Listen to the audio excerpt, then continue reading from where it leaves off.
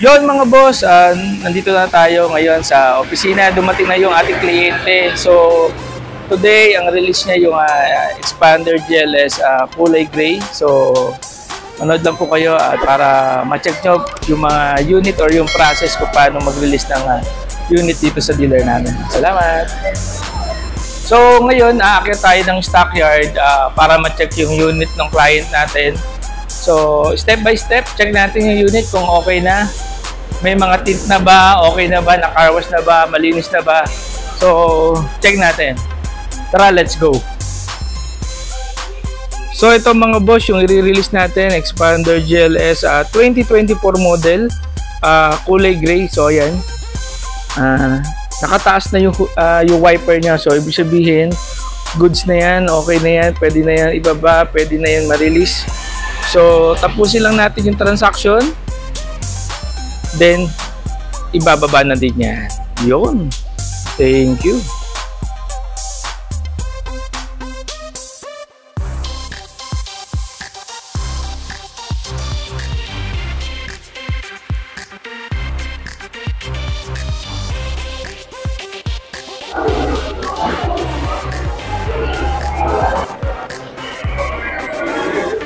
Ay mga boss, so ngayon nakakawa ulit pangatlong beses po ni Sir Eli. Kumuha siya sa akin ng Expander GLS automatic ngayon. So sir, congrats sir, congrats. Ano masasabi mo?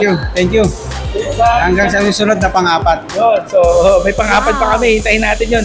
Actually, ang release ko ngayon dalawa. So meron siyang ni-repair na si Sir Edward Ablasa. So Monday na siya mari-release pero goods na yun. Okay to release na yun. So, sir, congrats, sir, ha? Congrats. Okay, thank you po. Sa mga gustong mag-avail, PM lang po dyan sa number na nakikita nyo. Mr. Brian din ng Peak Motors sa Sebad Santos. Salamat!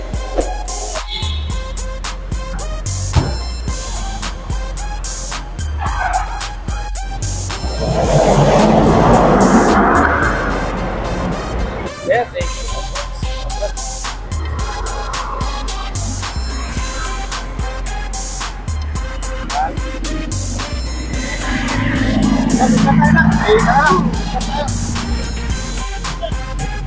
Wait lang. Thank you, Sir Brian. Next time ulit.